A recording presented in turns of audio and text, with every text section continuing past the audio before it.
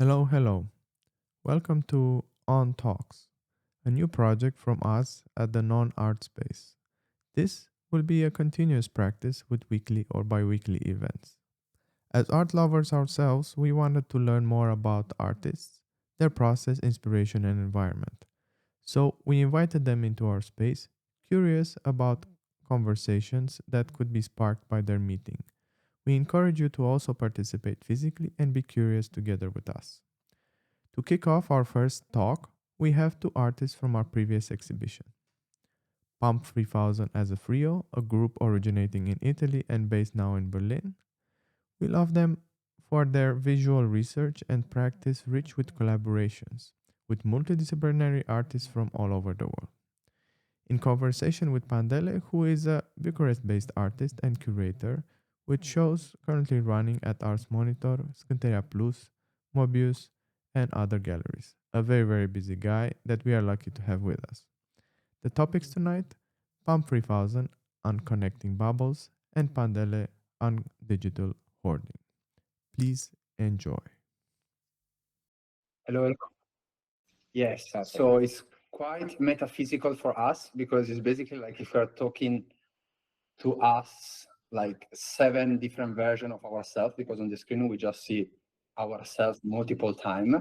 But let's see, it's an interesting process also because our talk is somehow about our approach and the approach of connecting bubbles. And it's funny that we basically are talking to ourselves right now on the screen.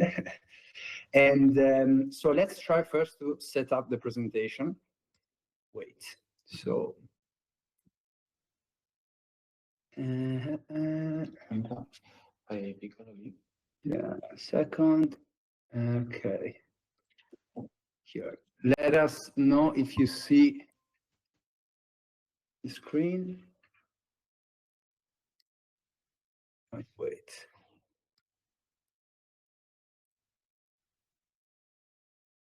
Okay. Perfect. Everyone can see the presentation a little bit? Yeah. Okay. Can you hear us?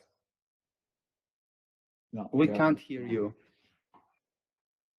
Why can't we hear them? Maybe we should. Okay.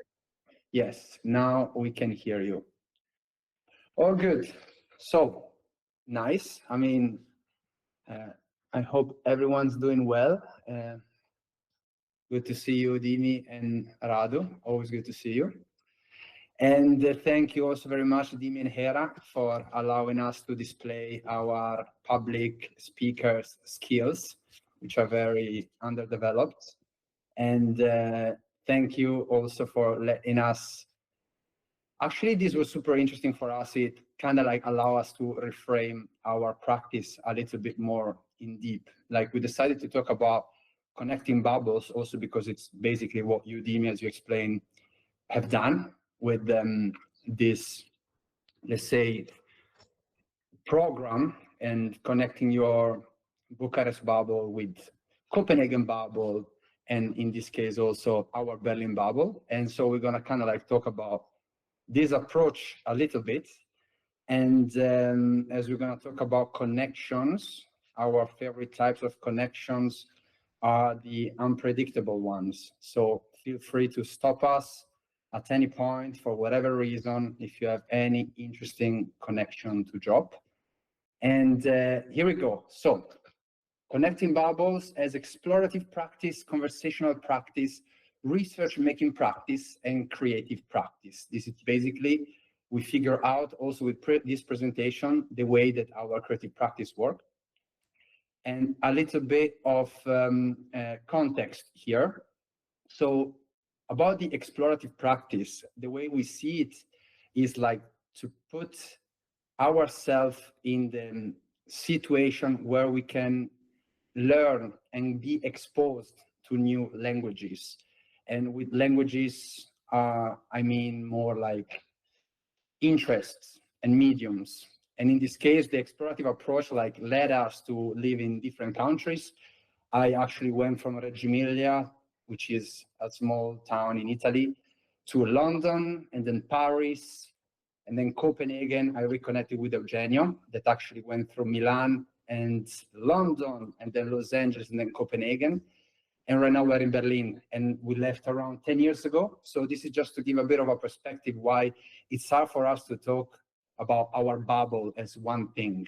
But now our bubble is really like intersection of all these bubbles. And in this case, it's just like the places where we lived.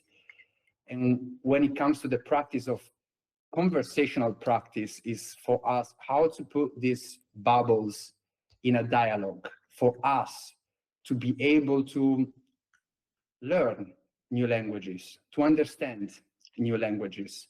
And in this case, it was more like what happened to us or our exercise to put these bubbles in connection. So this is actually the conversation between our bubbles in terms of projects that we collaborated with. So activating, for example, the London bubble for project within the Copenhagen bubble and Berlin bubble. And here we find in the intersection Bucharest. So this is not a place where we lived, but it's just to see how the non-art space initiative put in connection our Copenhagen bubble and our Berlin bubble, and letting us basically explore another bubble of Bucharest. And this is actually something that I really believe in, which is our home is not our homeland, but our language. And in terms of languages, when we talk about understanding new languages, we intended within this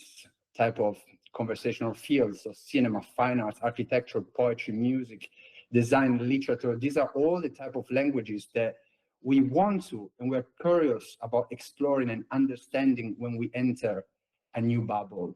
And this research making practice, what do I mean with research making practice? Is like a type of practice that focuses on the actual act of making. So it's not just a research, a theoretical research, but is a research that we can kind of like as a metaphor or to make a similarity is the actual engaging in a conversation. Once you understood common languages with the bubble that you have created around yourself, you then make something with it, making something with your own bubble, create something. And in this case, this is the type of research that allow us to explore these different languages within this macro category of technology, philosophy, history, science. And this is just to give a little bit of a perspective of the intersection of themes and topics that happens pretty much in all our projects, which then have a very specific end goal. Here there is a missing slide, but that's fine. The actual final aim, which is the create new languages in terms of creating new stories. So that's a bit of a scheme of how this thing works that we spoke about, which is explorative practice in terms of exposing ourselves to new environments and new spaces in order to explore new languages. And then there is the moment of the dialogue, so the conversational practice, where for us it's important to learn how to communicate. And then the research-making practice, research of what? I think we recently realized that what actually we're researching is basically we are in the process of finding our own voice right now. So through this explorative practice and conversation, finding our voice in order to create new languages. In our terms, we consider ourselves a storytelling practice. And so creating stories, creating new languages is our final goal. And as a main objective, even like the dream, what we aspire to, it's like really that adjective new in the sense of something that is always renewing, something where like its depth is revealed gradually and historically. So new, not as the most recent, because the most recent is just like the least old. So that's kind of like the aim for this whole practice. And I think at this moment in time, this is kind of like where we are. So in this phase, especially in the phase of finding our own voice through this research-making practice. And especially right now that we moved to Berlin about like 7-8 months ago, is a good representation of like moving here in the explorative phase. New country, new city, new people. We are in the process of creating our own bubble by engaging in dialogue with the people around us and artists and the communities that just life brings us to be exposed to. And now we're starting this process of actually this research making practice that we will show you later. And so right now we're just going to focus mainly on dialogue and voice. And we want to actually make a connection with Bucharest in this situation. I thought it was important to put in conversation our bubbles, because that's exactly what Dimitri what Dimitri Neera and the Non-Art Space project made happen. And this actually, I don't know if our friend Dimi Luca Gora is in the public or not. If he's in the public, big up to Dimi. So these are a conversation between me and Dimitri while in Bucharest, and once I was back in Berlin. This actually, we can read it. I mean, Dimi was telling me that he was still thinking about the Michi at Obor market, which is true. I was still dreaming about it. And then in that moment, I was actually about to start a tour at the Boros collection in Berlin. And we talk about Boros because I think it's a space that represents and encapsulates all our inspiration, references, and both architectural, spatial, conceptual, philosophical, really a lot of bubbles enters in this space. And this is like something that we wanted to share with you. And that was still the conversation with Dimi. So Bunny Rogers, an artist that is exhibited at the Boros collection. So I was telling, this is actually a picture taken from inside the Boros collection where visitors actually cannot take pictures. And super nice work. She makes Pokemon-looking sculptures in bronze and so much more. Right now, I'm not gonna go too much in a, let's say, description about these artists. I think you can then explore them, but let's describe them through the actual exchange, spontaneous exchange that we have with Dimitri. And by the way, this is to us also both conceptual and aesthetic connection to the art scene in Bucharest. And this is to make a point in this practice of creating dialogue in real life, so being in the space, but also creating dialogues between references and aesthetic in our own mind. And in this case, after we came back from Bucharest and got back to Berlin, it started this work of creating connections. I think that, okay, it's a bit, let me just go, okay, here. So more artists here. So Anna Utberg, wax and clay sculptures that she makes herself as well as the outfit. Very humorous pieces. Okay. I think we are actually, so sorry, we are mistaking the order of the slides, but we get back there. So this is actually where it started, the Buca Berlin conversations. Apologies. So this was while we were in Bucharest and we were a bit lost in translation with Dimi. There's a shop in Obor that has shoes with Mercedes, BMW, and Audi logos. I hope it will be there tomorrow. It was exposed enough to the Obor aesthetic. And then we go here. More conversation with Dimi. Honestly, Maurizio Catalan and Ai Weiwei. I appreciate how they combine their national identity with humor and conceptual art. Yeah, that's the idea. That's what they do with installations. I put the most iconic figurines and combine them with Eastern European identity.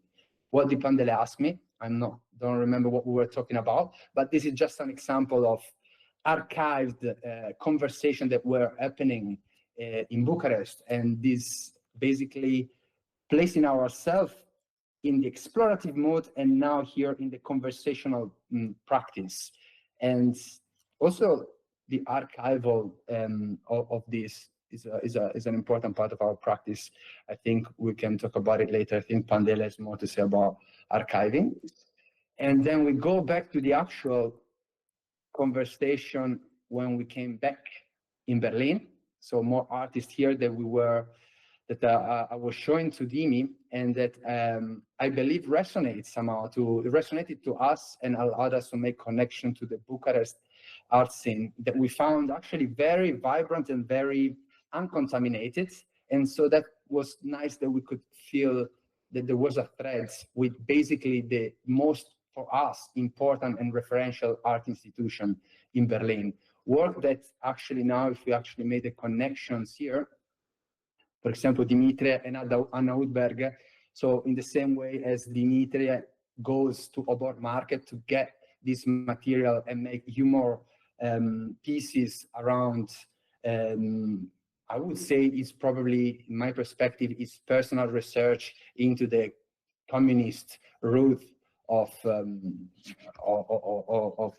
Romanian society in general. In the same way, Anna Udberg goes to this like market where they just sell like bootleg stuff and make sculpture that explore consumerism, feminism, voyeuristic approaches, and somehow the humor, the style, it's something that allowed us to make connection in the same way as Bunny Rogers, this other artist that actually here we could see, like, she makes bronze sculptures with Pokemon in the same way, kind of like was a connection for us to Dimitri's work, and then also to Radu actually, because she also uses this with 3D modeling herself and making paintings with like these 3D portraits, let's say, and not only the paintings, but as you can see, even the aesthetic of the space to us.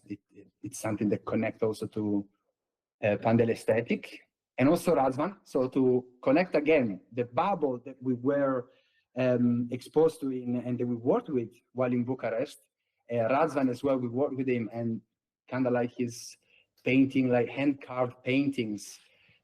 We traced a connection with these hand-stitched paintings that explores the body. And then, by the way, like you should check this artist, Klara Hosnedlova. The way that she also exhibits her work is just unbelievable, and you should just check it out. But in terms of the painting themselves, both aesthetically and in terms of theme, we could trace a quite straight connection. And from here, so these were all our Bucharest conversation that we cherish. And then, sorry for having the presentation all not in order. Go to Figma. No, okay, just to close it. All artists exhibited at the Boros collection will for sure bring you next time you are in Berlin. So looking forward to keep connecting our bubbles. And right now, we want to go to the project bubbles. So actually what we are working on right now and how the Berlin bubble is shaping our current projects. And we also connected non-exhibition, because the visual artwork that we exhibited at non is actually in conversation, and it's actually gonna be basically this engineered daydreams visual artwork. It's an evolution of the visual artwork that we exhibited at non. So it's another type of connecting bubbles intended as projects. And so Engineered Daydreams and Tekamoto are currently the Berlin projects that we're working on, and they are connecting to, let's see here. Okay. To the research making projects.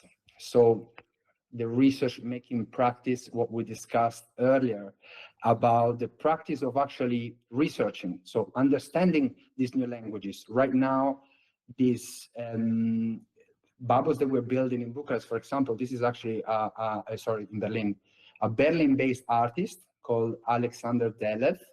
And we kind of jumped in his own bubble, and he's exposing us to a community of academics, architects, artists, very engaging themes of technology and artificial intelligence, hyper reality, themes that for us are now becoming an inspiration, and we are trying to understand these new languages by creating something. In this case, a feature film. So Alex was developing a publication and contacted us to basically create some content around it or understand how we can communicate it visually.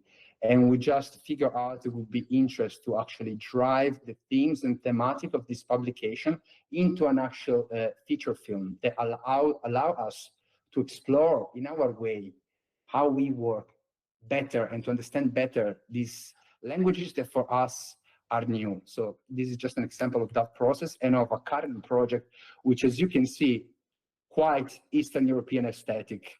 So also an aesthetic influence that we are keeping within ourselves also coming from Bucharest. Another example of that, so this Engineered Daydreams is going to be a video artwork that we're working on right now. And this is basically what we meant with the evolution of the project that we exhibited at NON.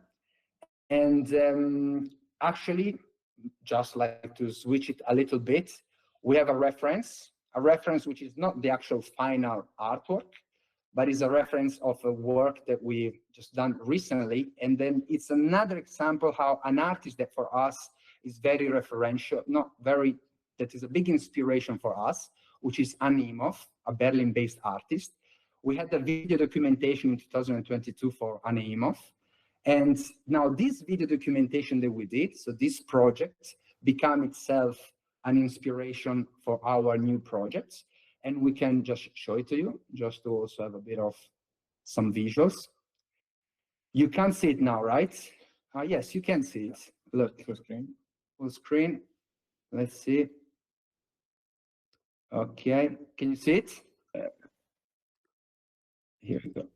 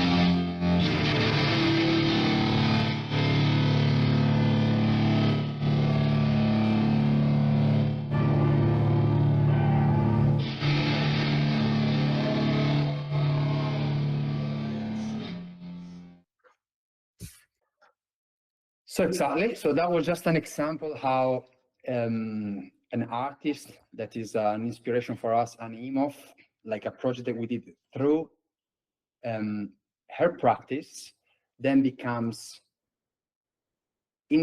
source of inspiration for projects that we are now currently developing, which are exactly now the various projects in conversations with our bubbles.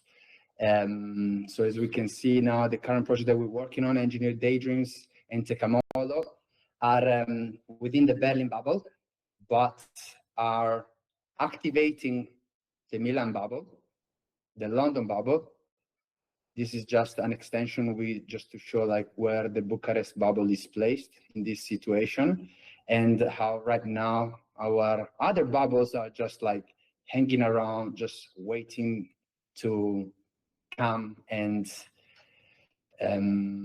play, basically, to come and play whenever it's needed. And then this is literally like how I think we drive forwards every single project and where we actually really get inspiration from. It's really from entering a dialogue, a conversation with our bubbles, and through that, create stories together. This is basically our whole approach. And to kind of make, how to say, a reciprocal relationship between bubbles and stories.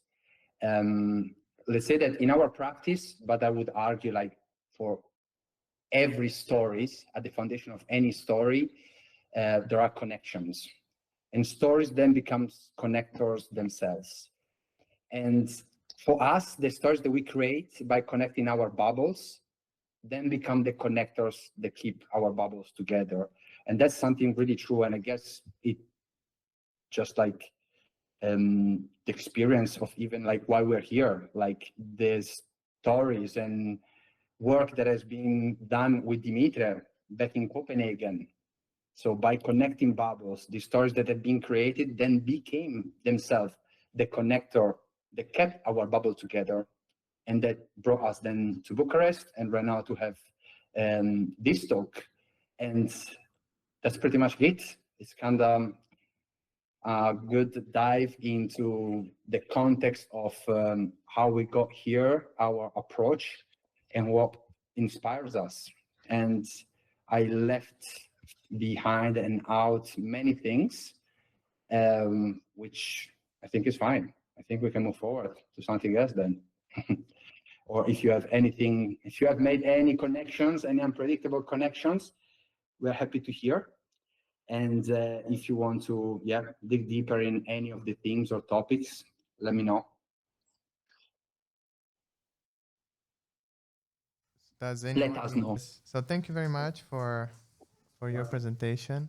I was quite also interested for you to explain a little bit, because when we talked, you also told us a little bit about how let's say the work you showed here in Bucharest. It was kind of part of how you collect things.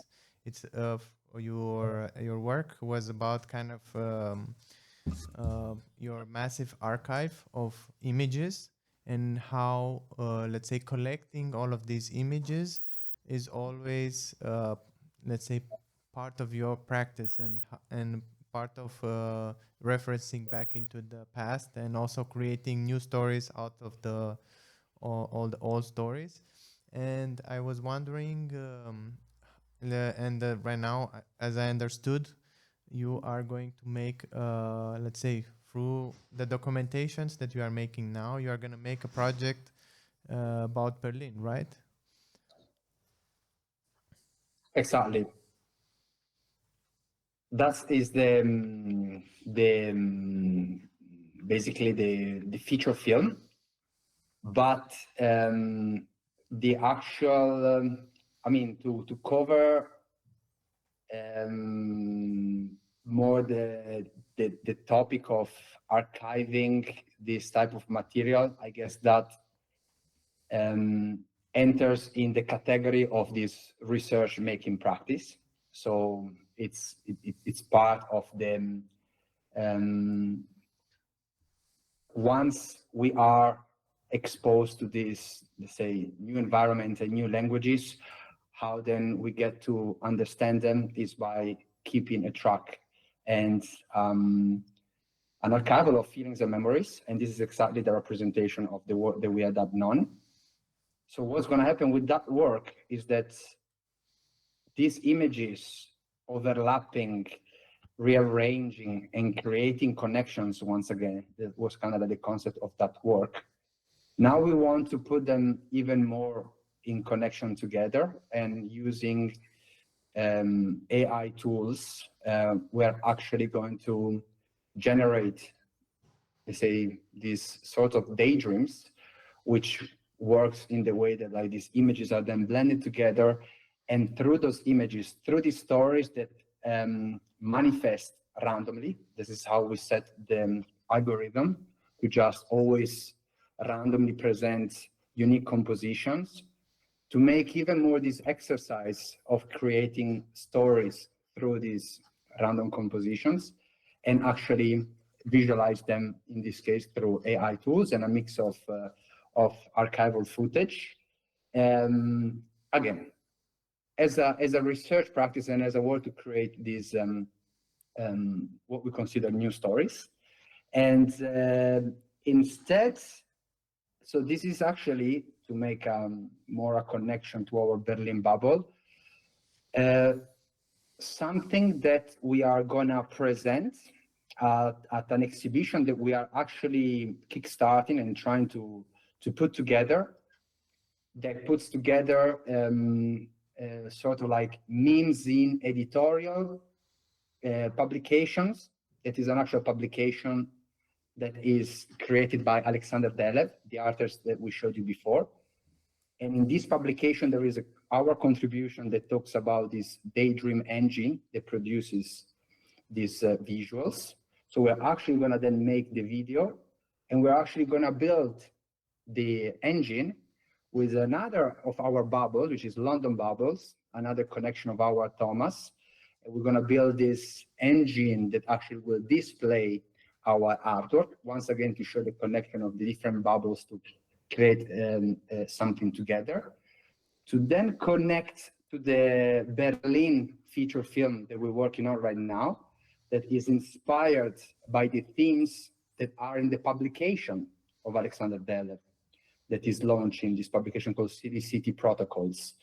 And so that's kind of like the thread that connects non-visual artwork to the short film that we're doing for this exhibition, to the feature film that we're doing here in Berlin.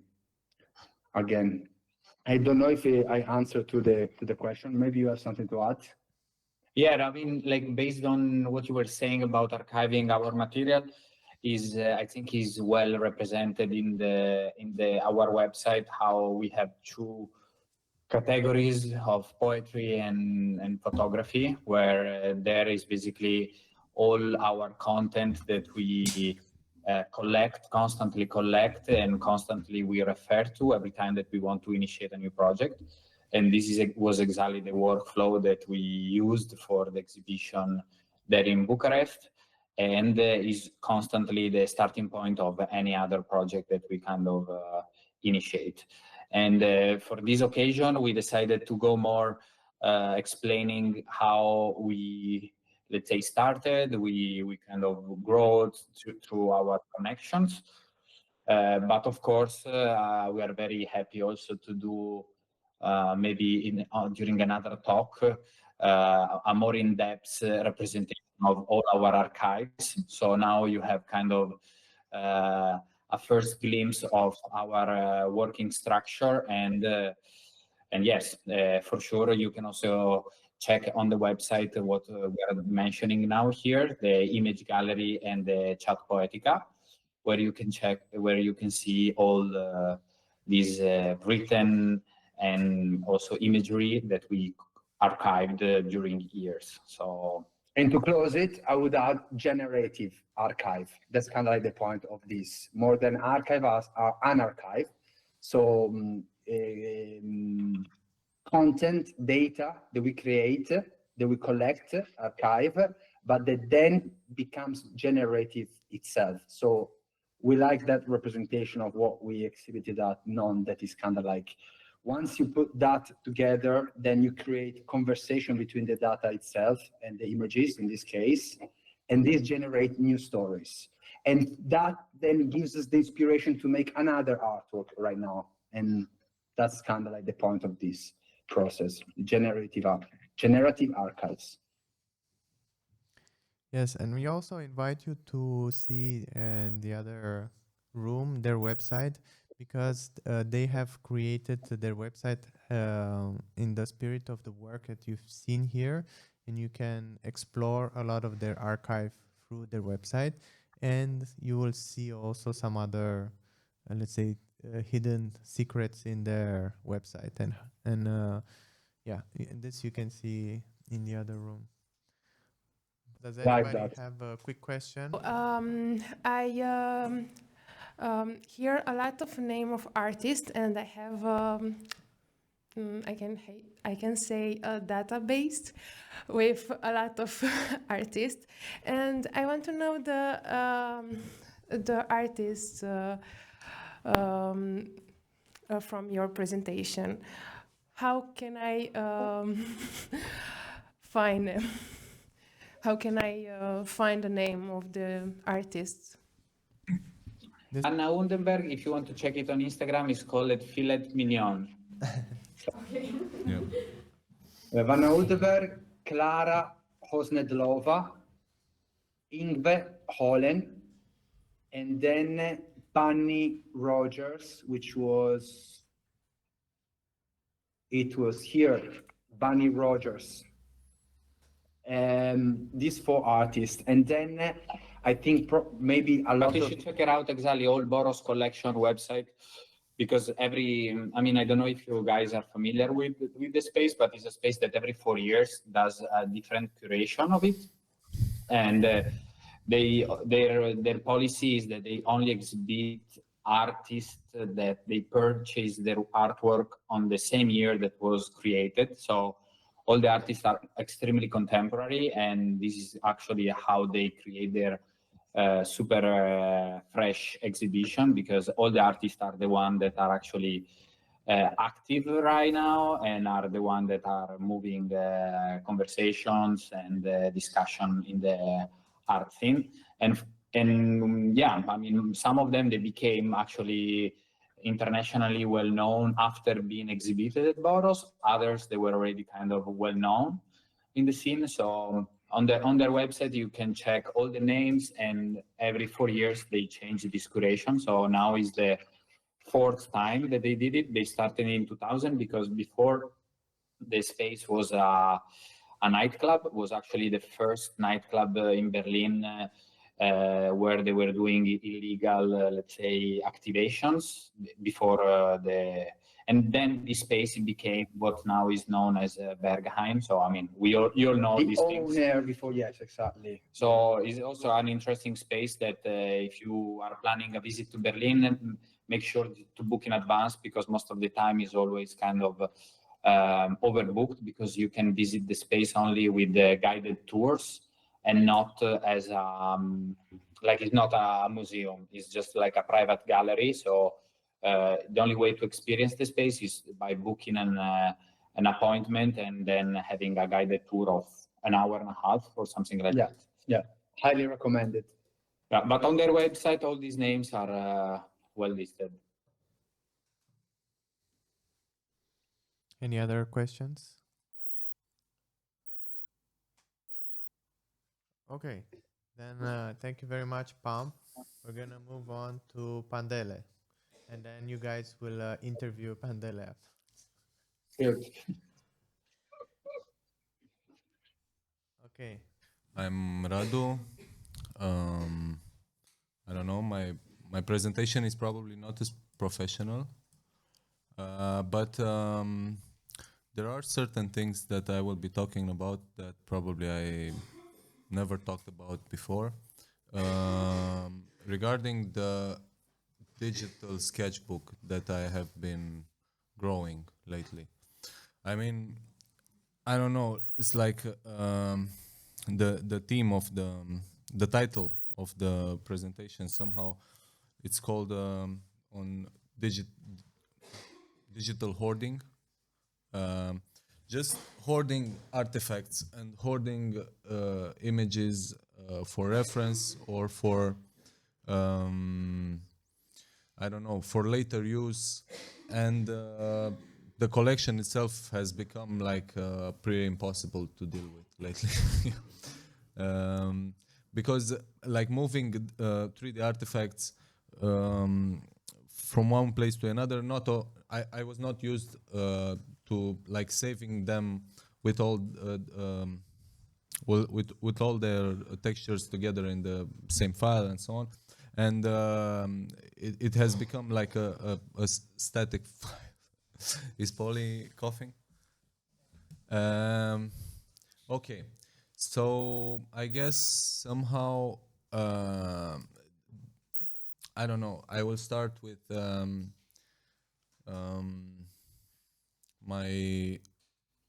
the beginning of my career as an artist.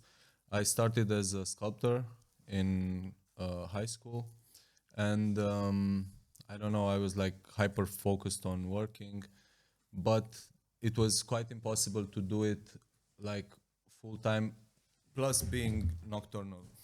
So, like, then because I was living in an apartment with my mother, so then the practical thing to do was then I started painting, and then I kept thinking about this lately, and why did I start painting? What was like my what was my destiny supposed to be?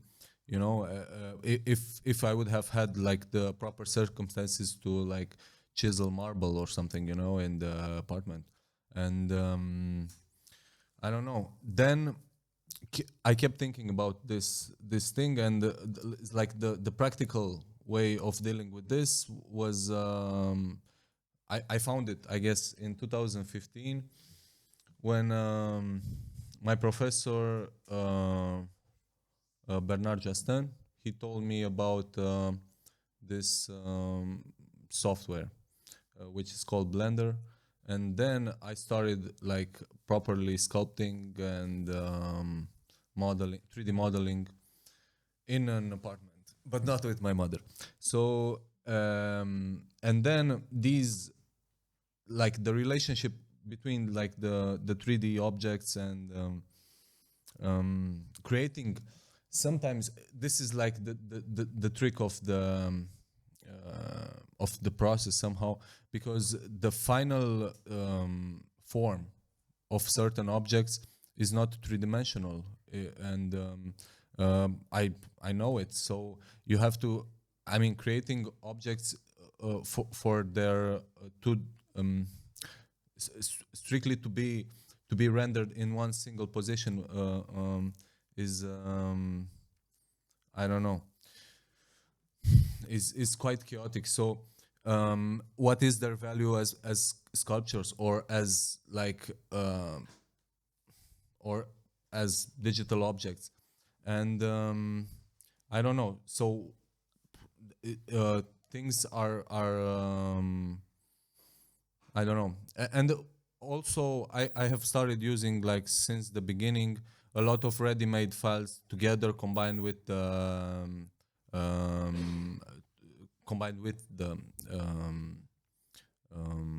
with my sculpts, or ready-made files that I personalized or put into obviously put into a different context, or like a different motivation, a different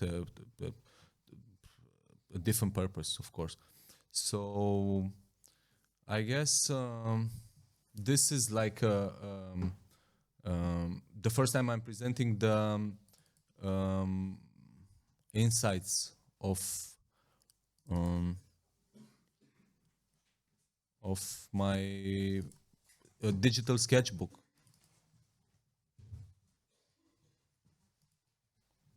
How can I full screen this?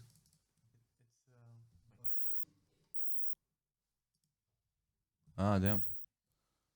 Yeah, so this is like what it has come up to. Like in the last 10 years, everything is chaotic, everything is, but I know it, I know things very well that are happening there and how to reach it. This is my first work, actually, starting with Blender, obviously modeling the donut. And I don't know, just like, it's super duper basic, and probably it's like the 2015 aesthetic. So I was super duper colorful. This was my first model of the apartment that I lived in, and this is the first work my first digital work, I guess. Yeah, maybe I should pause it a little bit. So it's like random scrolling.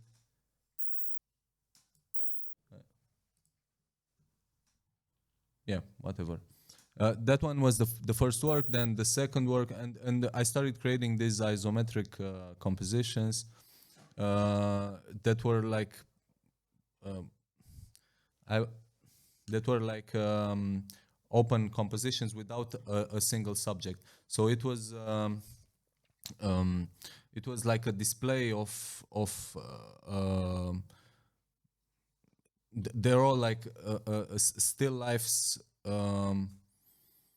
with crazy elements, and they combine a lot of symbolic power in each of the elements. Everything. This is like the stages of a render before you follow it. Yeah, but I don't even know if I want to pause it in some sense, because some things are meant to be like a quick. I don't know. I found out that the screen recorder is only like 5 minutes, or maybe I got only the free version, or I don't know. And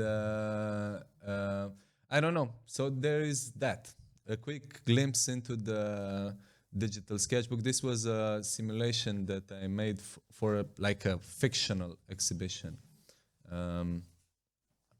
Yeah, maybe this. Yeah.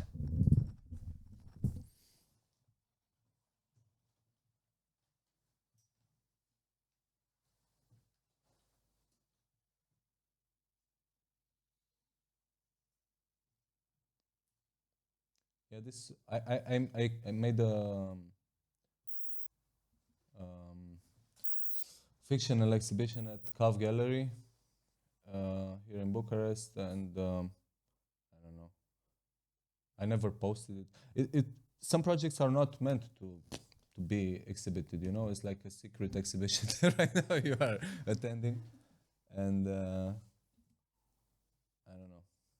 The process, lots of renders, lots of stages. I don't know. There are a lot of different hidden things in these folders that I don't know. Everything is related to the work that I've been done. I mean, in some sense, like all murals have a 3D render before, and it has become like the basis for all my projects. Maybe you know the mural from Ars Monitor that is still at Scantea. This was the process of creating the composition, and I don't know, it's like the stages that the sketch went through. So because at one point I discovered that the entire creative process somehow happens at the computer for me, and in the at the mural somehow, or in the studio I'm strictly a printer, and this is why I can get like very technical in my paintings, in my like physical paintings, because I don't have to take like very important creative decisions. It's strictly technical.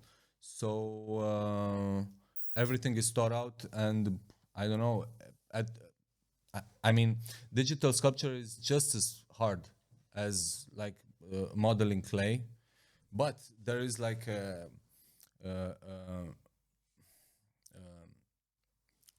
very important thing that it lacks, which is the like digital sculpture has the undo button, you know. So that is the only thing that defines the difference, or in hardness of producing or whatever.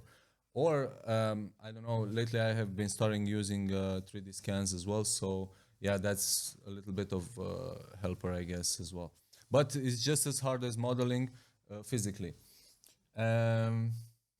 So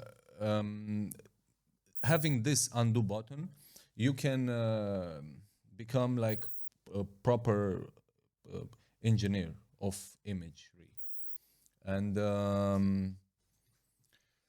I don't know, my compositions starting becoming more and more complex until it becomes like a pattern of sculptures, you know. So it's in this case like the composition was based around the theme of sentience, laboratory, generating sentience in lifeless objects. Similarly to what I don't know, there was this situation in which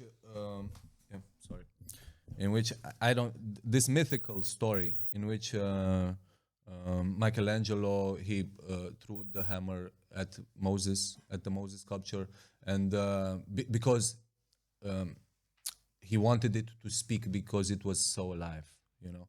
So this is his way of putting life into some sense into the lifeless object, or I don't know. And all these elements somehow create like a visual narrative for me to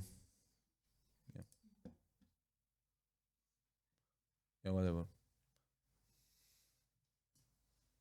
Yeah, my presentation is chaos, and so is my life, and so is everything. So it has to be. I mean, I don't know. I expect like order and discipline strictly from the object itself, but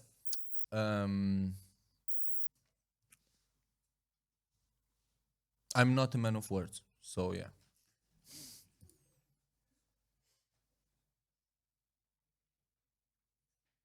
Yeah, here is another. Well, it's gone.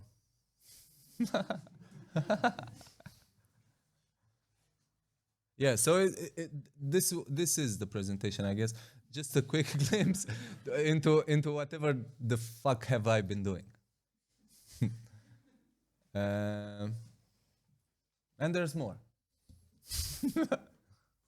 There is a lot more things. Oh, this is what could have been done and what you know that has been done with the mural. The mural at Point, yeah. I guess this was the version that I opted for, and I guess they wanted Brancusi. Huh? Instagram loves that one? Oh, I guess okay. Yeah, it's Instagrammable. They would have loved this more. No, it's just probably my ego because I wanted my work. That one was not my work. It was the photography of this Felicia Popa, I think, or I don't know who. I don't remember. Yeah. But this was like in more in relation to the mural that was before. Yeah. So whatever. You must find you a wall. Yeah. Yeah. And show them what they missed. Darlings.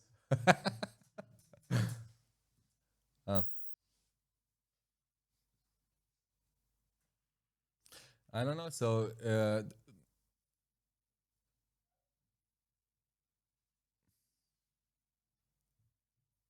this is from 2023.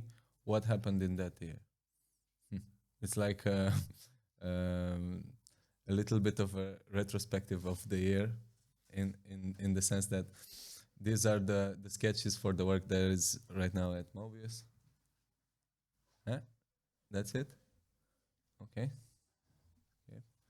And what about the next one? Yeah. Okay, what if I present you a little bit for the people that don't know? Like, okay, so you've seen the sketches. This is the final work. Which one is this one? So this one is the final work after you've seen the sketch. So it's pretty much the same, except maybe like the elements that unite it, coming from the tree of consciousness, I guess. And those elements, are they made also in 3D? No. That's like simple, like just painterly things, or I don't know, like the drips from the urinal. That would have been like a bizarre. Which one? Ah, yeah, I close with this one. I'm not used to Apple. Normally, I have like a PC, and I don't know. I guess you've seen this work probably. It's super similar to the render. Yeah, whatever. Which one is the video? And here we are presenting a little bit of the process of 3D scanning. The 3D scanning, and after that, how is it? How I clean it. I clean the 3D model and to transform it to the object that is going to the that is paintable, I guess, or like, yeah. So it's strictly from a 3D scan until the final stage, I guess. Yeah. So here. And this is the painted version of that same position. The 3D scanning lately has become insanely like professional with a cell phone. So it's super duper accessible. But cleaning the model is you have to understand sculpture, I guess, if you are getting into it. This is the file for my first animation and my last animation. Because it was so complicated to create it, probably I don't know. It's not my.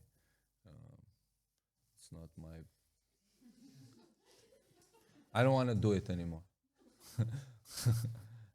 Yeah. Hey, Paris. Yeah, this was a little bit of a scene from the animation. It's just like naked gymnastics. From the birth one, right? Yeah. It's from the birth till death. Agree. Why did I close? Because it was not the complete version, but I'm skipping through anyway.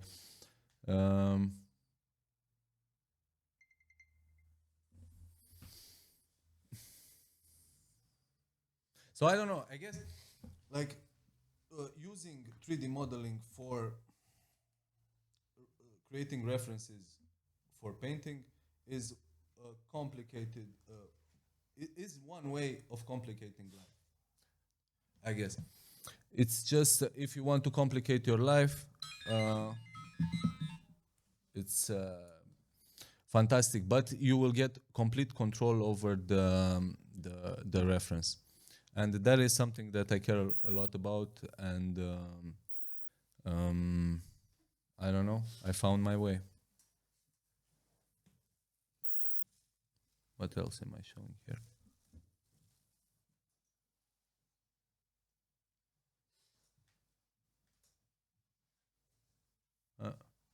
Stages again.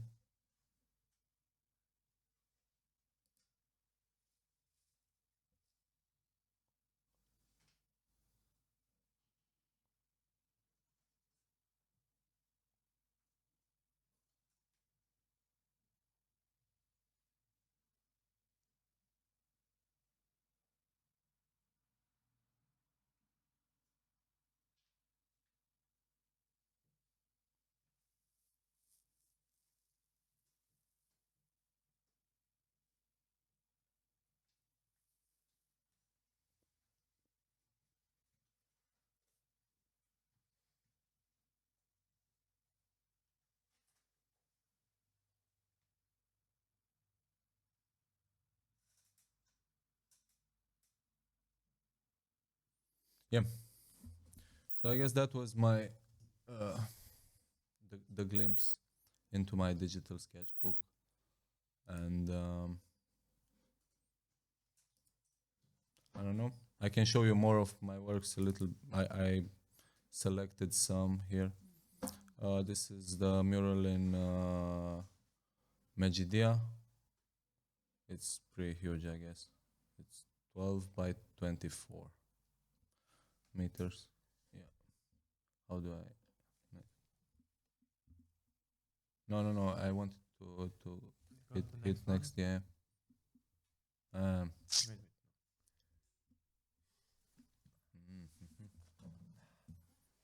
But you cannot open. Yeah. Yeah, this is a mural in Sibiu. That's like started with digital sketch as well. Yeah, I guess like this is the last one that I did, and it will be presented at Sandwich, I guess, with their exhibition about cats. This is why not? A lot of cats and lasers.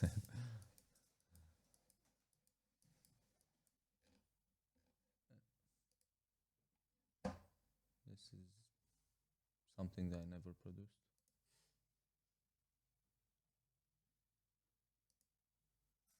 This is my favorite work from last year, I think.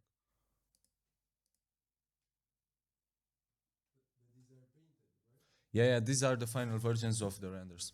Yeah, but no. These are the final paintings. Yeah, so I wanted to present a little bit in contrast to the sketches, I guess, like the final versions. There are some things added, some things are eliminated, some I don't know. But the glimpse into I don't know, my secret folders, probably. But you see them on studies. Like the digital renders. Because they're not final works, right? Oh, well, some of them are. Some of them are. I guess this is a printed version. So sometimes I about certain images, I think they would work. They would have like the necessary power of standing by themselves, or like being printed by a printer. And some of them need to go through my filter of Re-rendering them. yeah, of like taking an image and filtering it through your mind. I guess this is what is going on in my painting process, or like.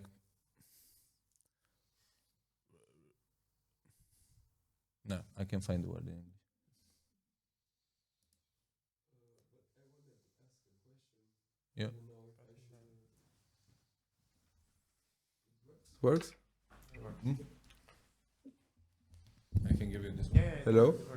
Hello? Yeah. So, my curiosity, because I know you as a painter and as a friend, but Yeah. now when you talk about all of this and I see all of these files, I found a new Pandale. So, I'm still curious. Yeah, of course. So, what do you find the most cynical? What's the most cynical part of your practice?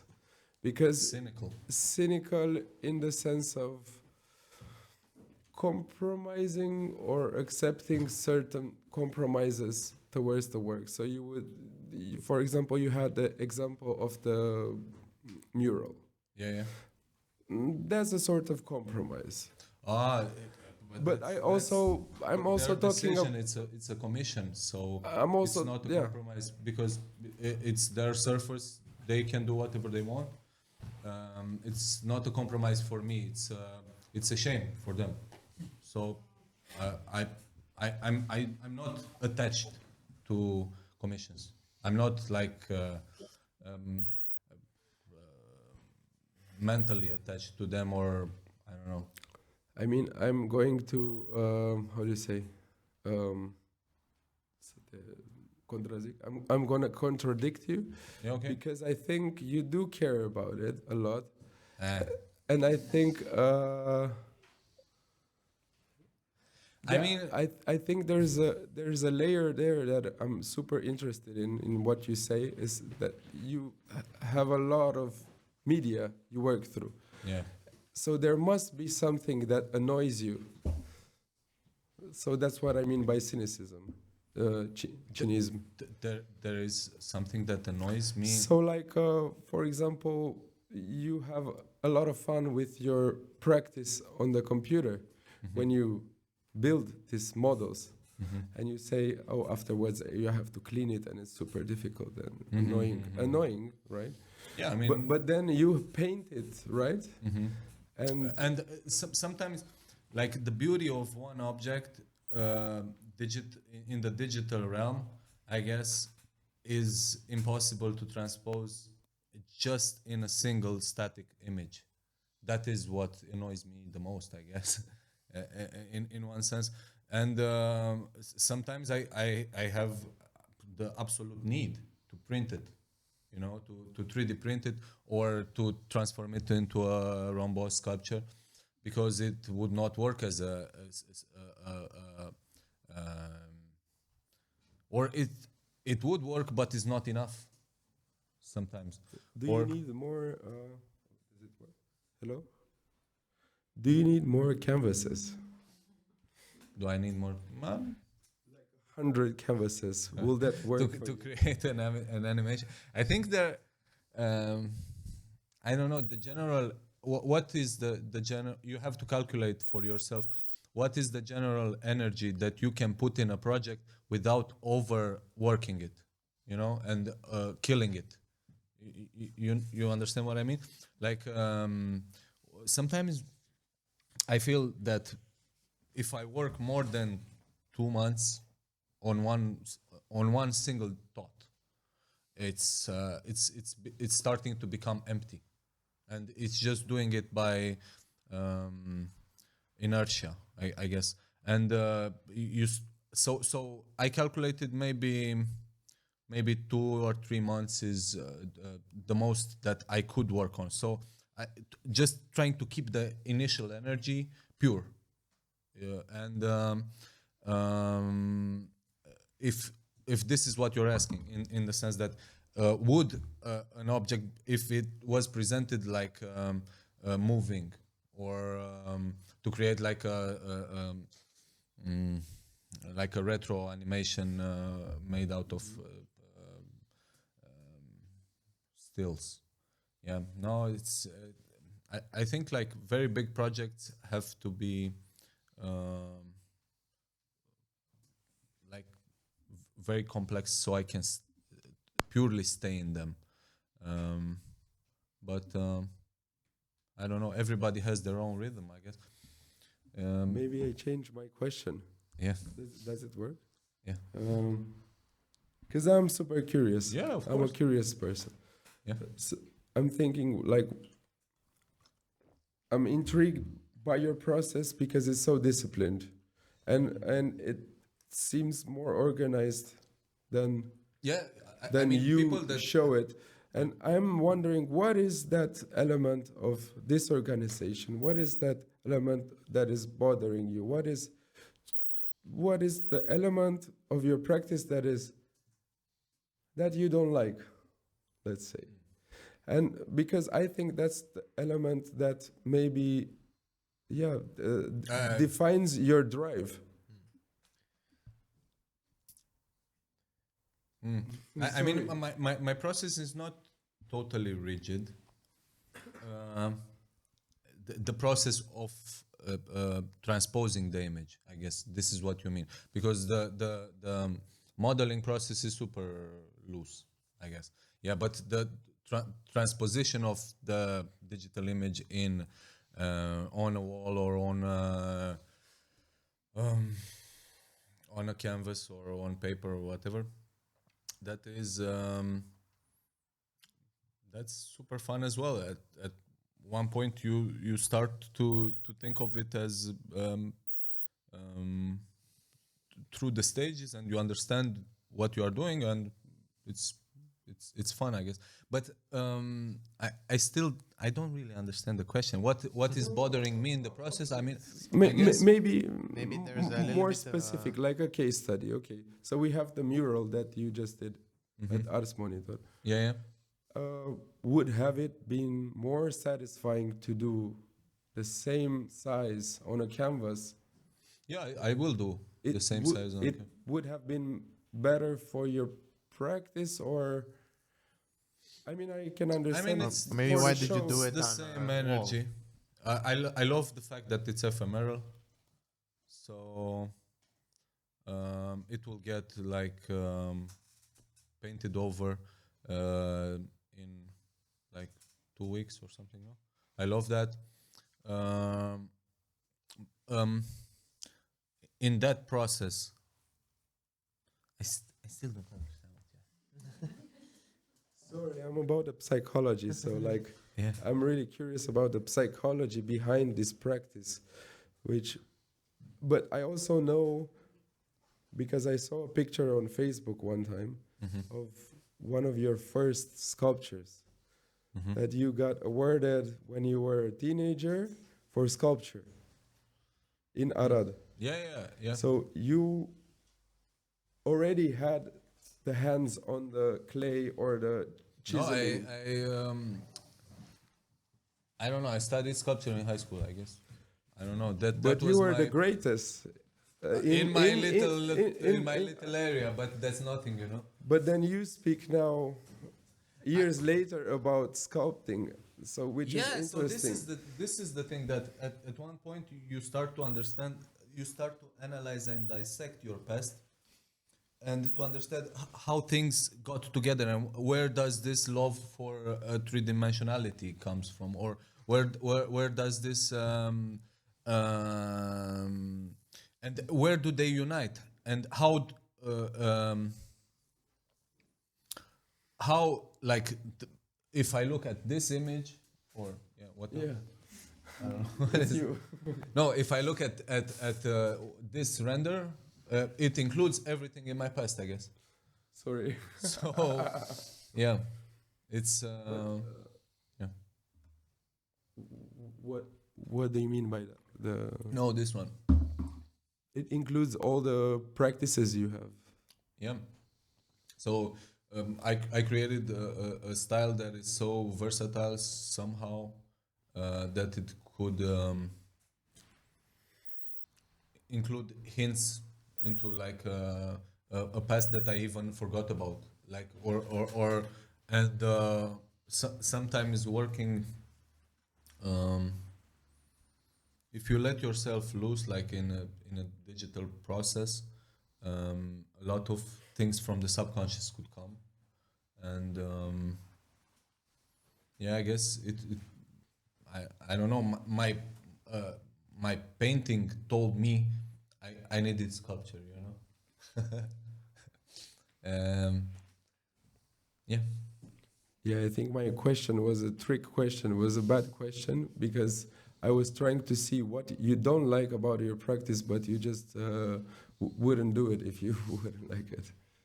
I mean,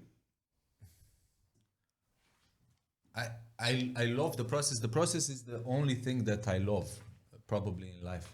You know, it's the only thing that I can control. It's the only thing that we have as artists. The process of being the ultimate,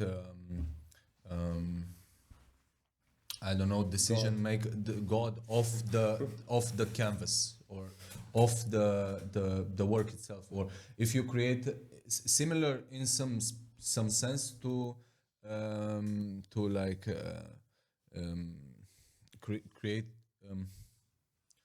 to the simulation theory, I guess, where you create a parallel universe into a digital realm, and then you start adding themes, and then you start adding themes like adding sentience to your objects, and so on. So I don't know. The process is the only thing that we have as artists, and we should treasure it. We should, and when one work is out of process, in the sense that when it gets out of the studio and you start exhibiting it, and it's out of your control, and you cannot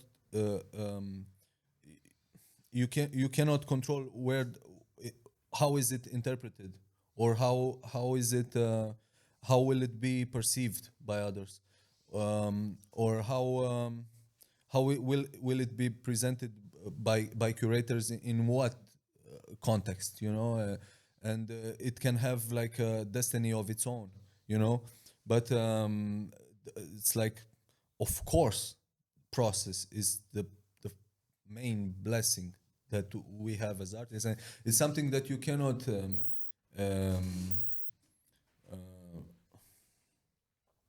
you cannot buy in the world, such a thing, it's the most luxurious thing that I can think of. Just And that is something that you can get, let's say, more of if you do it in the digital world. Or that's what you found. Or what do you feel like all you the- started a little all bit the like- stages of the process I treasure. Yeah. But In the same spirit. Now you've also started to do a little bit more physical things. Like Yes. the butterflies.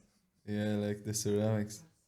And I some- started getting my hands dirty, and without having the undo button. and they're a bit maybe more similar to what you do to connect things, like a lot of your painting. You said that it's not the 3D, there's connections. That you Well, they create. move organically. It's not like after I finish a series, or something. I don't know.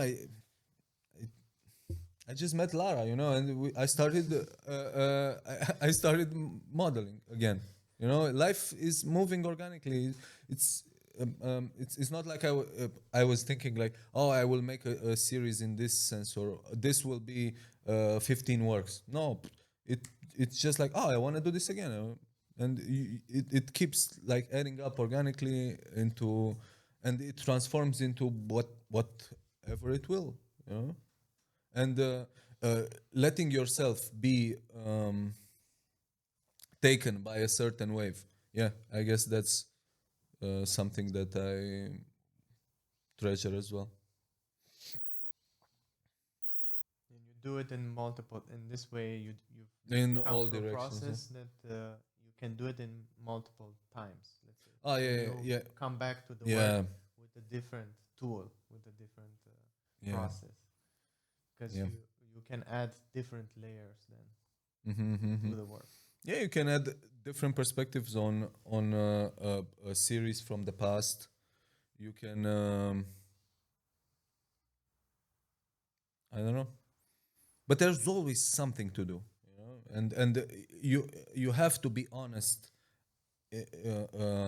Somehow you have to be honest with the process, in the sense that if you feel like it has been hard work, then you should stop, or because it's not pure anymore. It's not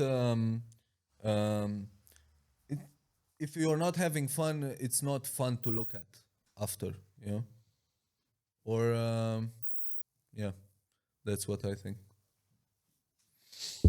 So even like a hard process, or like a very disciplined or super technical process, could be super duper fun. Yeah, I guess we're back to your question. And Of course, you have to embrace the fact that you don't have it, and like Bob Ross said, you get happy little accidents. Yeah, they turn into something else, and they turn into beautiful mistakes, or you have the options of undoing it totally. With with clay, it's easier because you can turn it back into a ball of clay, and having the undo button on marble, I guess, would be amazing, because when it cracks, it's not such a happy little accident compared to clay. Yeah, different materials are harder to find than others.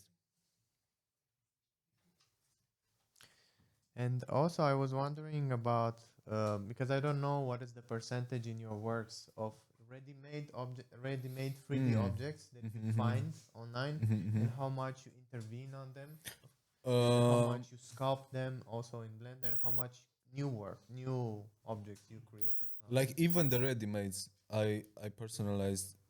I personalize in a lot of sense, in the sense that I how do remesh it. Yeah. I remesh it. I resculpt some areas. I reduce them strictly to one single texture. I play a lot with all of them, I guess. Yeah, so it's depending on the if I take on a team for one composition, one greater composition, in what form will it work best? That's like Can you create options? options. Yeah, of course. I have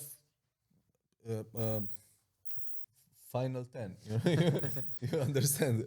So in the digital world, there is such a thing. Like every time you work, you create the final one, the final second, final. Yeah, because you are an optimist. If you call it a final, you are optimist that this is the final version. So of course there are options. There are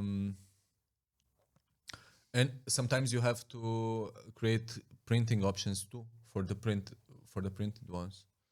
Yeah. With different settings in the coloring. Yeah. Nerdy talk. And do you also collect anything else except these 3D objects in your hoarder folders? I mean, physically, I collected all my fingernails since 2017. So there's 8 years of that. But that's not your question. Your question... if you guys want to see it, I will make a presentation here about my collection of fingernails. No, I will... I collect photographs and photos that I make. I'm similar to Gianmarco. I document everything, and I have so many photos on my phone and on my computer, and it's chaotic. Also, Pump, you can also intervene anytime you want, huh? Actually, yes. Always. Actually, in us, we had the chance to. Very nice, eh? You were raising your hand. Yes. No, I mean it's actually so good that we have almost like a full overview, because we were lucky enough to be in your studio and have the tour directly from you, and now to check also in your private secret sketch archives. It's even more of an overview. Yeah, but it's a quick scroll. It was not. I mean, of course. No, but it was beautiful. Just that glimpse let us understand that there are other universes. Obviously, it's impossible. It's impossible to show everything. No, but to us, just more like personally, even like work. Me personally, I'm curious right now. What's kind of like you're researching, but researching more, not really in terms of techniques, but more in terms of themes and topics. Like, I mean, in some of your paintings, there was like the tree of consciousness. Then we had some conversation in the visit of your studio or some childhood memories, and it's kind of like what right now you're working on, kind of like which themes you're exploring or researching more. Right now, even after this, I'm going to the studio. But yeah, I just woke up also, and Nocturnal, this is the nocturnal living. But Yeah. right now, I'm making drawing every day, or like a big painting every day. I don't know what is it considered. It's on paper, but it's painted. So yeah, whatever. And it's a study of the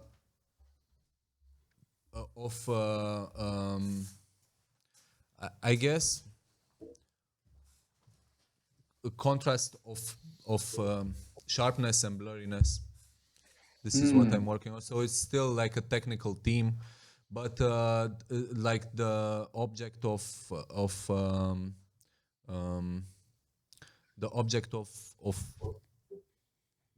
I don't know, the elements that are in these works are abstractified body parts. Yeah. So Nice. it's all like creating these compositions of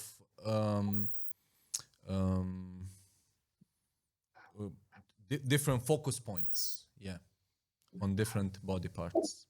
Nice. Interesting. Yeah, this also was a question that I had. Like, I can totally see the body as like like a core part of your practice. So it's very interesting It's how part of history of art Yeah. in general. It's yeah, no, but that's super interesting. And anthropocentrism.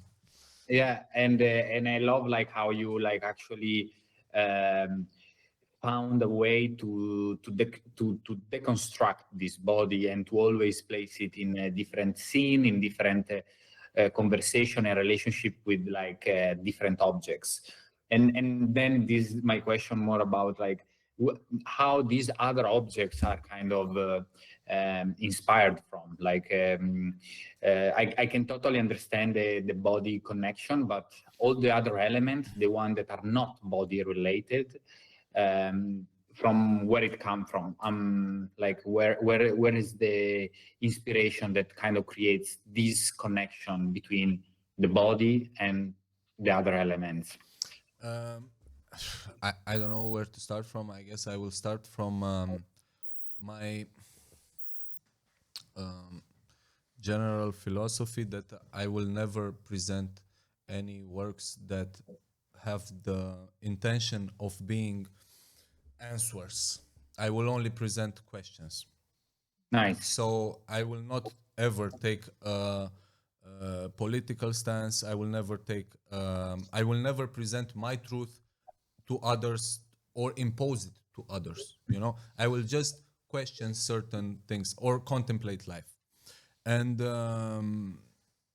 I will never tell others what to do. Yeah, that's my position. So, in a relationship to like, oh, I think I forgot the question.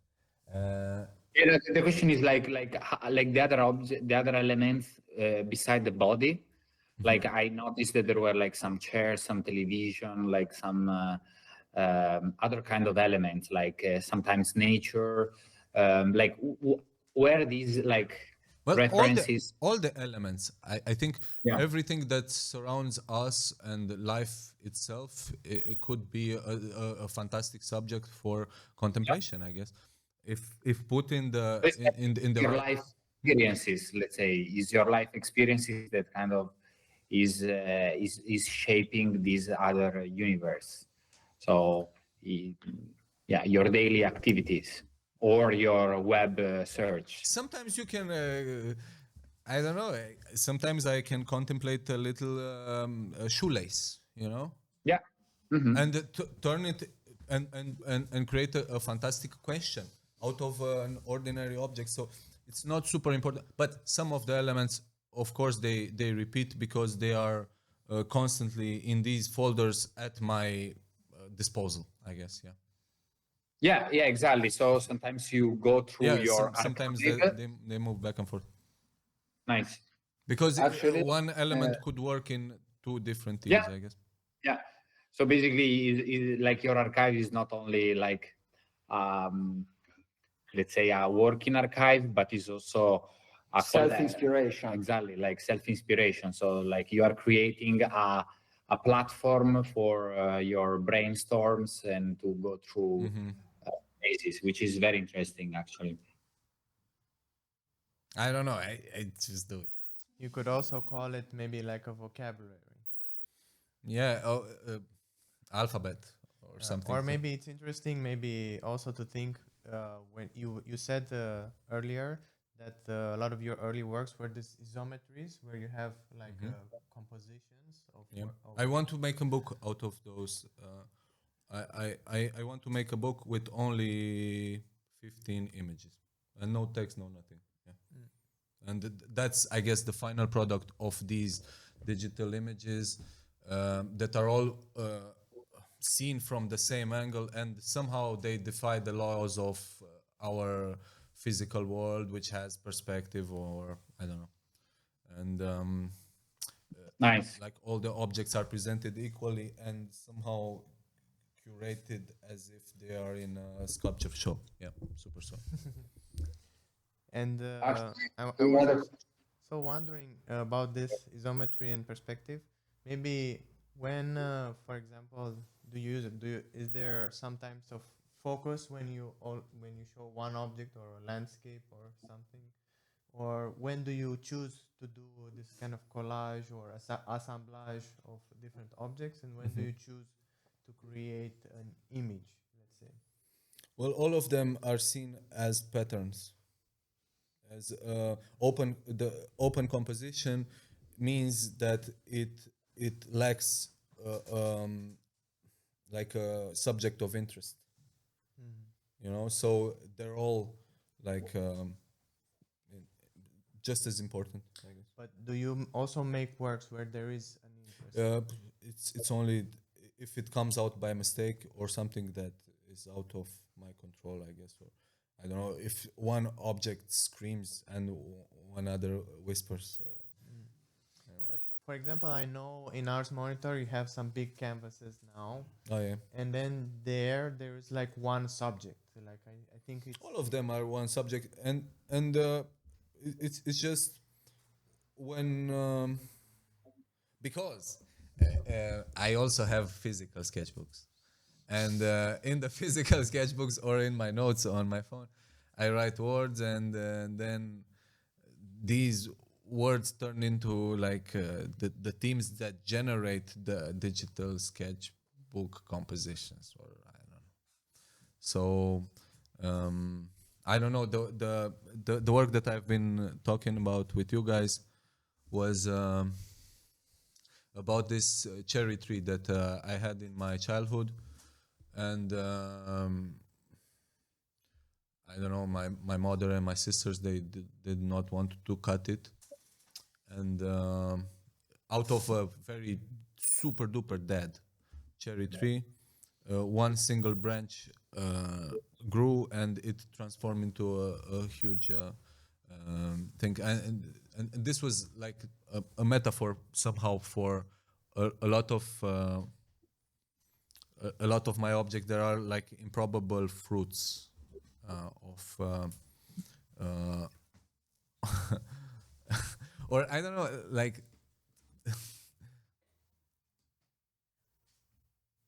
what's going on? Yeah, I'm chaotic, I'm sorry. No, it's great. Actually, me, I'm curious just because I don't know what's happening there, but just I'm gonna ask a question because Don't see us. Pretty cool. But Go I'm the curious guy again with Yeah. more questions or assumptions. So I realize that you're dealing with super difficult subjects or themes or materials, which means that you must think like a surgeon. So if you're a surgeon, making a surgery on somebody.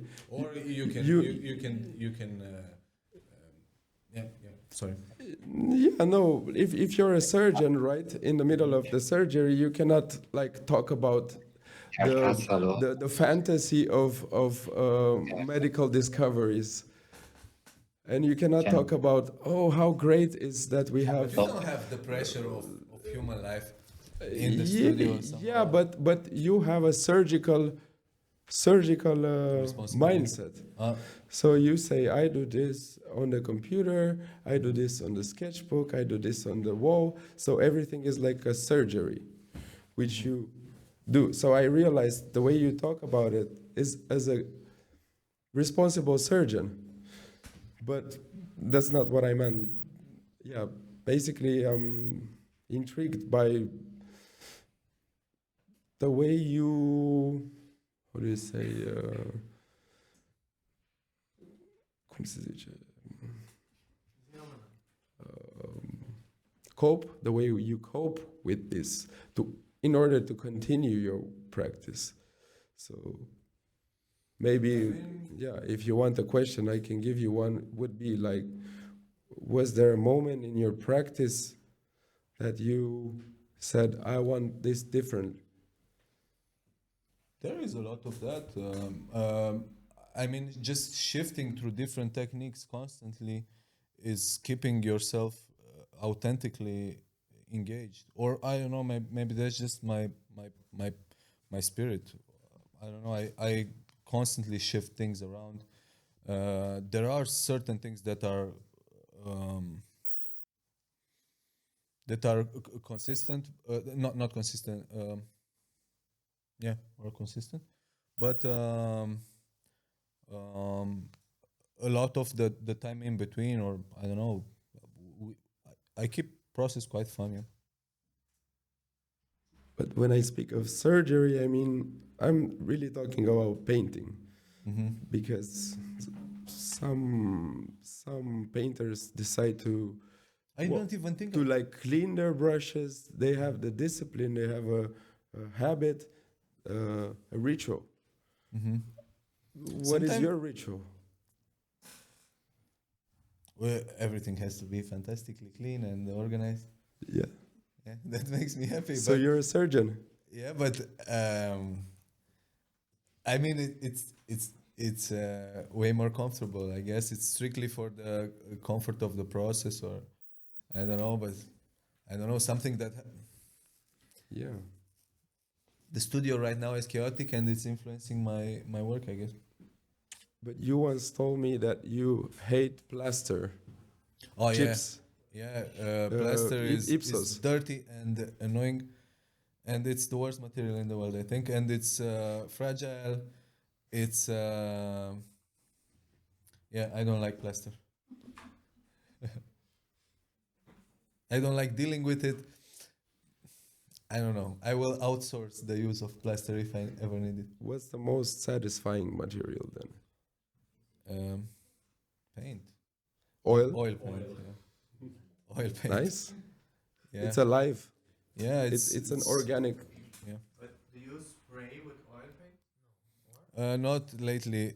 I used to put oil paint in the airbrush, but oh my god, it was like the most toxical combination I ever did. Because instead of, you have to dilute the paint with something, you know? And what was the answer? It was the white spirit, you know? Because you trick yourself, it's not toxic because it doesn't smell. But it's just as toxic as turpentine. And I don't know. I used to do it, but it's not sustainable. Oh, acrylic ink. It's super duper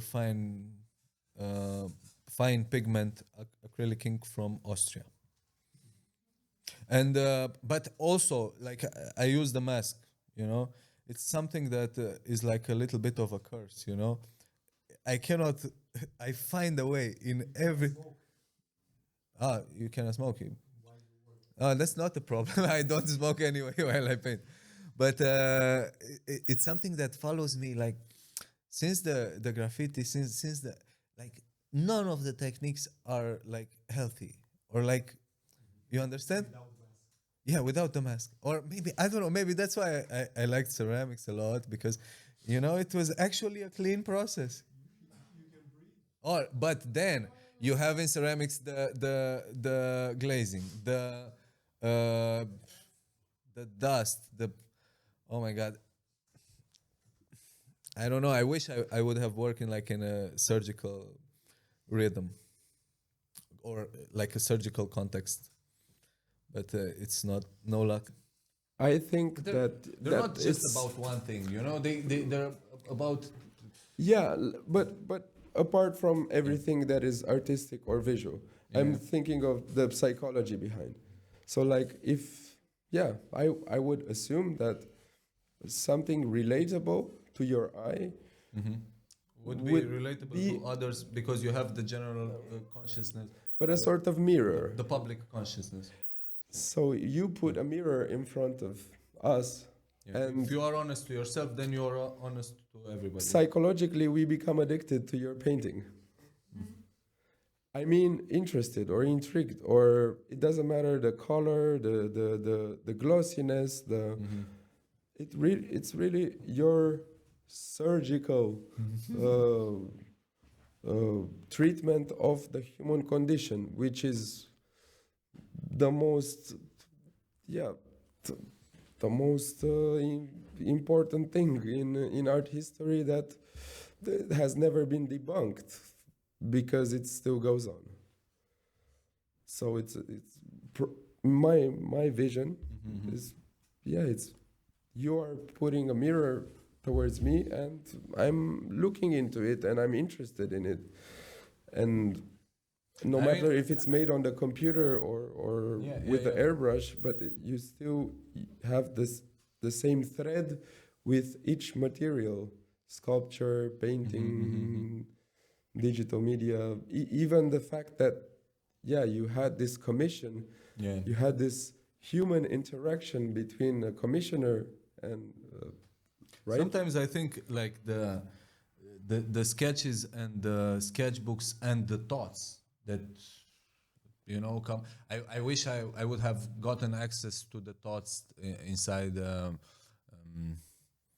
I don't know, inside Munch's mind, you know, or getting access to because the final curated version of his imagery, or I don't know, getting access into Hieronymus Bosch's mind. Yeah, that's a lot. But with Munch, I can tell you that he didn't have Instagram, you know. Yeah. But if he would have Instagram, then maybe I would definitely follow Hieronymus. Hieronymus Bosch.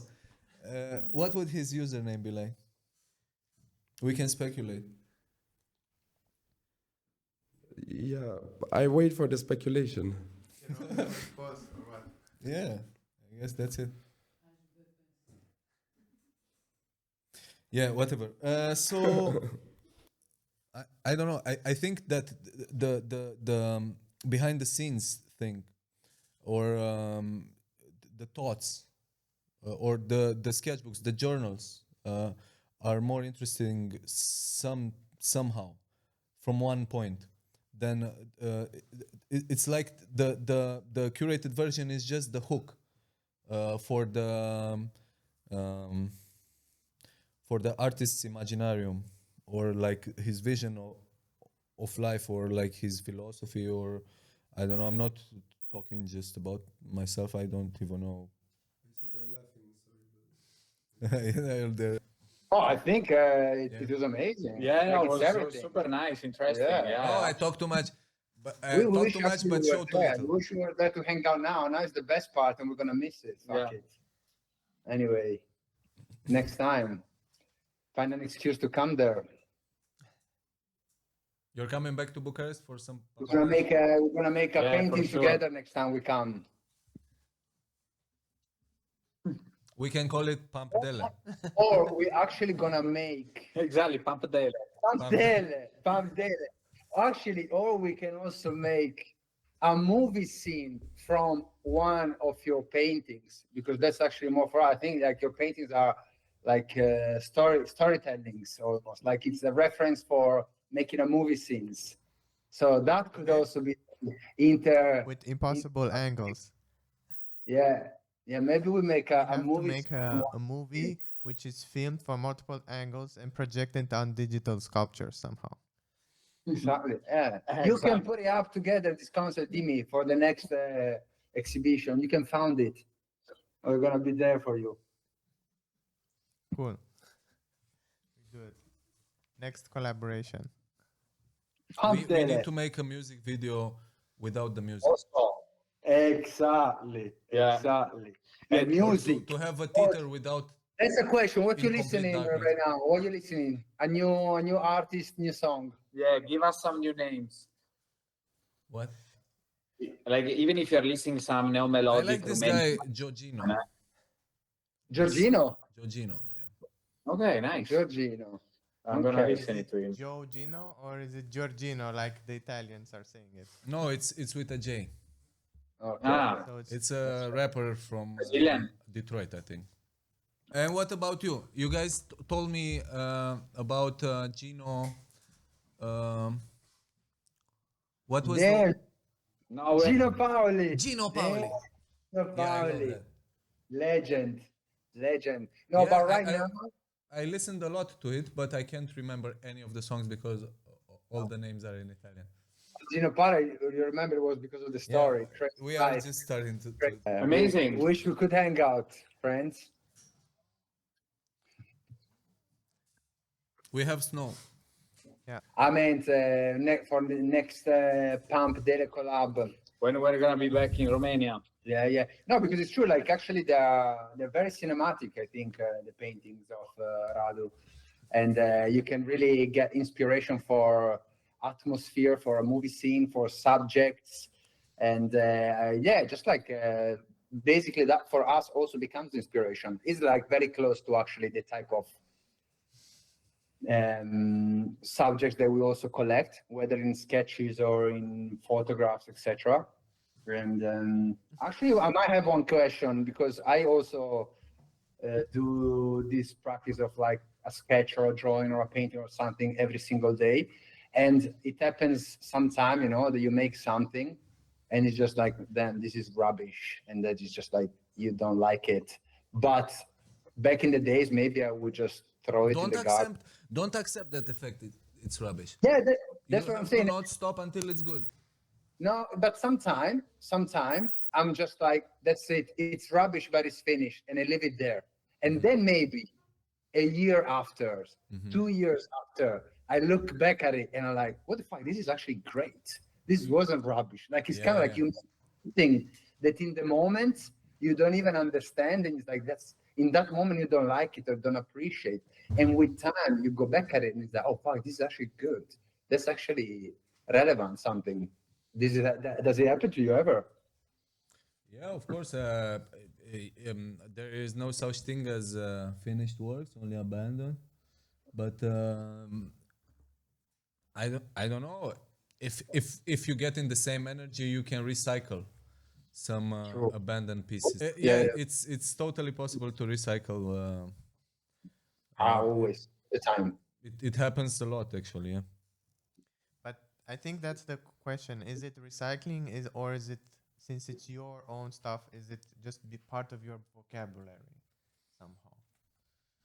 Because that's, I think, your ideas, you're either refining them or they are becoming part of a greater thing. Because, I mean, it's also... I mean, if you start an image with one intention, then it would be not... If you start an image with one intention, this is what happens a lot. Because in the digital realm, somehow you can shift the narrative easier, and you can make like important compositional decisions way easier. But on canvas, I guess it doesn't really happen to me. I used to recycle a lot of of canvases and paint over them, and the layers would start building up and so on. But lately, the first painting is the last painting. I prefer to throw the canvas instead of painting over, you know, somehow, because I don't want the energy of the first painting corrupting corrupting the rest. It's a bit psychotic. Do you believe in bad painting karma? Yeah, if one painting didn't work, the canvas is it's the canvas's fault. You know, it's not my fault that the painting didn't come out good. But you still do it. Right? No, you have to throw the canvas. But you still try to paint on top. No, never. No, it's cursed. Guilty pleasure. No, the canvas is cursed. You cannot. It cannot be done. But that's the addiction. Yeah. You did it recently. It's documented on your Instagram. You did it like What? a few months ago.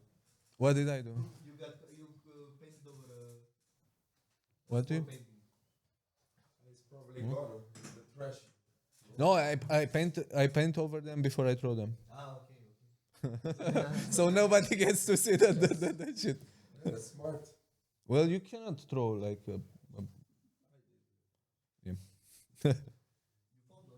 You don't burn them or anything. You actually you burn them. go No? through the process of destroying just them. throw them in front of the street, and if somebody wants it, they can take it. But You don't. I will have to go on your street more often. maybe in 150 years it will be somewhere. I throw a lot. Where do you live? I can tell you the address. You have to create quests. You can find this painting in this tree. Make it very inaccessible. It's exactly what I talked about. You're a surgeon. You're like even painting. On No, top of because your look, cuttings. look, The Polly, cuttings, look. painting on top. Just like having the textures of the other piece behind a piece is like, I don't like how it looks. You know, it's not. I mean, I could maybe sell the work already with the texture, maybe half price value. Yeah, but it has the I could texture, so repaint it's it. worthless. If I find it, then I will repaint on top of it. If it's not in the perfect form, it's not worth But, looking at. Yeah, you're definitely a surgeon. Or I don't know if you look at there are these lidar sensor that LiDAR? yeah, lidar, LIDAR.